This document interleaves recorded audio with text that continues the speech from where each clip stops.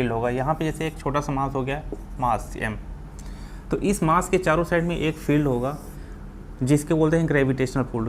Gravitational इसलिए बोलेंगे क्योंकि मास का इफेक्ट होगा।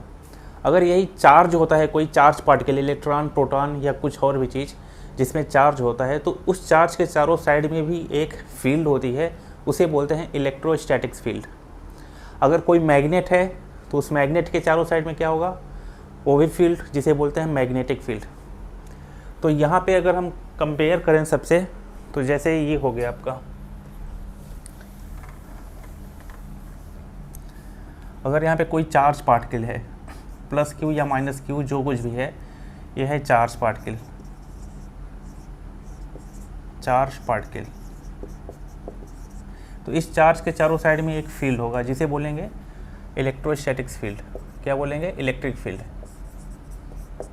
Electric field. अगर यहाँ पे कोई मैग्नेट है, बार मैग्नेट, हम सब ये बार मैग्नेट हो गया, इसमें एक नॉर्थ पोल है और एक साउथ पोल है, तो इसके चारों साइड में भी एक फील्ड होती है कुछ इस तरीके से, और इसे बोलते हैं मैग्नेटिक फील्ड, इसे बोलते हैं मैग्नेटिक फील्ड। उसी तरीके से अगर कोई मास है, मास m, तो इसके भी चारों साइड में एक फील्ड होती है कुछ इसी तरीके से जैसे ये है। तो इस फील्ड को बोलेंगे, जो मास की वजह से वो आया है, इसे बोलेंगे gravitational field, gravitational field.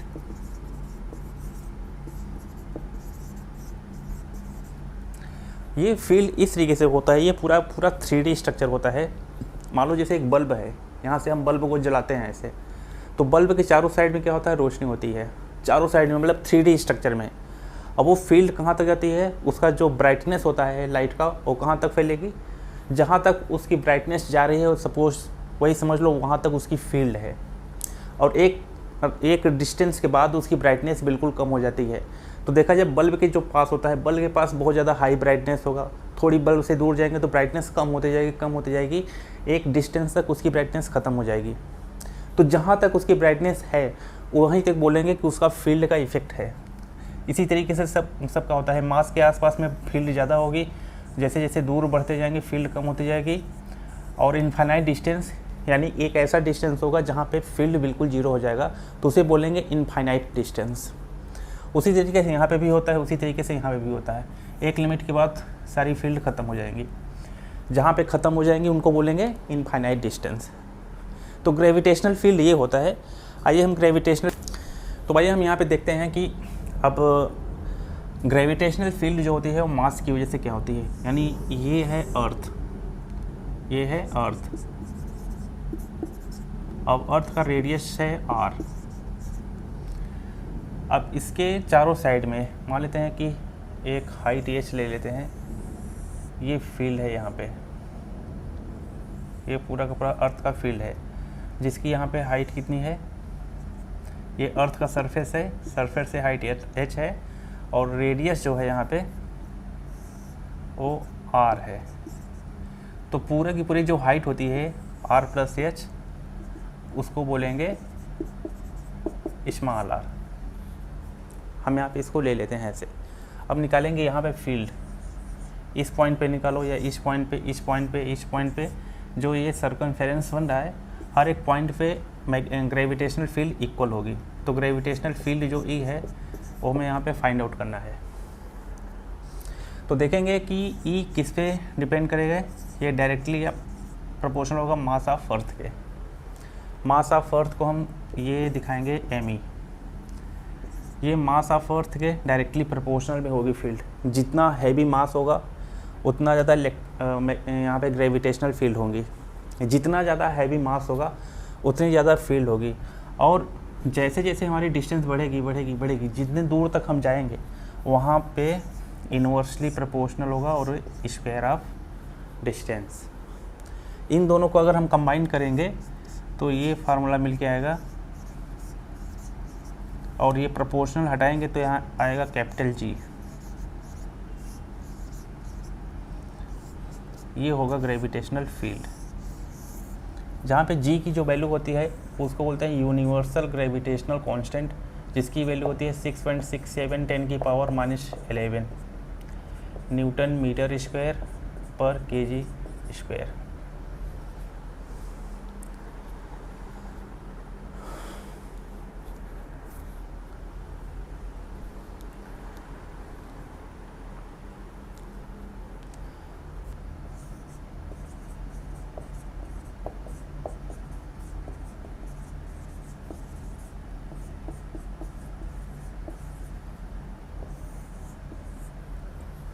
Gravitational force, gravitational force क्या होता है? ग्रेविटेशनल फोर्स क्या होता है?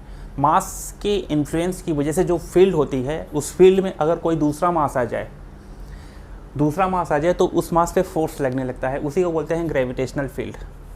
जैसे हमने बताया था कि अगर ये मास m है, मास जितना ज़्यादा होगा उतना ज़्यादा उसकी फील्ड होगी, ज़्यादा दूर तक उसकी फील्ड होगी, ठीक है ना। जितना ज़्यादा मास होगा उतनी ज़्यादा दूर तक उसकी फील्ड होगी। सपोज दैट उसकी फील्ड यहाँ तक है, ये अगर इसके दायरे में कोई दूसरा मास आ जाए यहाँ पे, तो इस मास पे ये अर्थ फोर्स लगाने लगेगा, अपने साइड में खींचने लगेगा ऐसे। अगर उसकी फील्ड से बाहर है ऑब्जेक्ट, तब इस पर कोई फोर्स नहीं लगेगा। F = यहाँ पे 0, कोई अट्रैक्शन फोर्स नहीं लगेगा, बिल्कुल नहीं। जैसे उसके दायरे में आएगा, इस फील्ड के दायरे में, इस फील्ड के अंदर या जहाँ तक उसका इफ़ेक्ट है, वहाँ पे फोर्स लगना स्टार्ट होगा। तो ये फोर्स की वैल्यू हम कैसे निकालेंगे?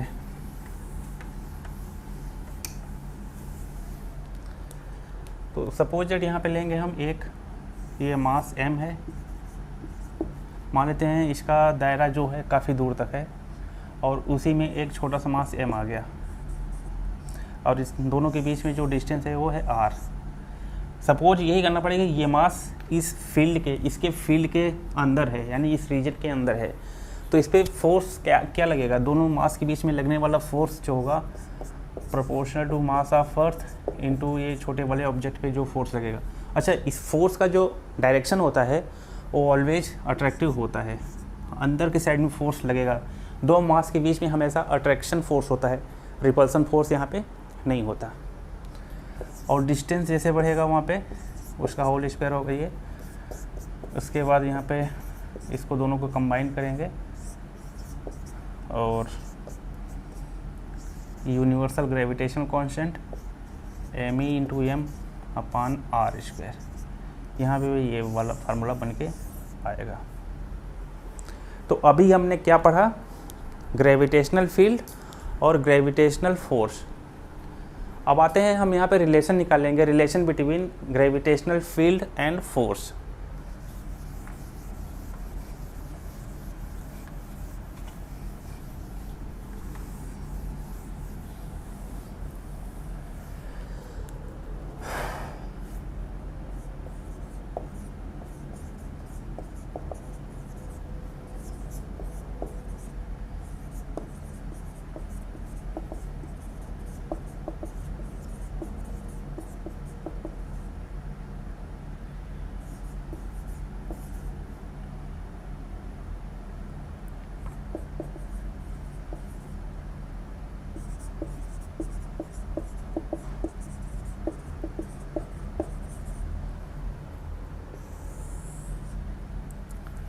तो सबसे पहले हम देखेंगे ग्रेविटेशनल फील्ड का क्या इक्वेशन होता है।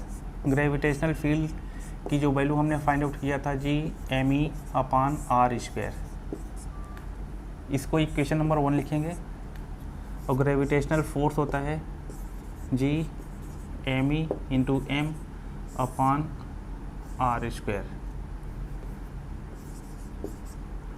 ये इक्वेशन नंबर 2। अब दोनों इक्वेशन को हम डिवाइड करेंगे। दोनों इक्वेशन को डिवाइड करने का मतलब E/F, G_me/r², G_me/m/r²। तो ये कैंसिल, ये कैंसिल, यहाँ पे फाइनली बचा 1/m। तो E/F = 1/m, तो F = m × E, ये बनेगा इसमें रिलेशन।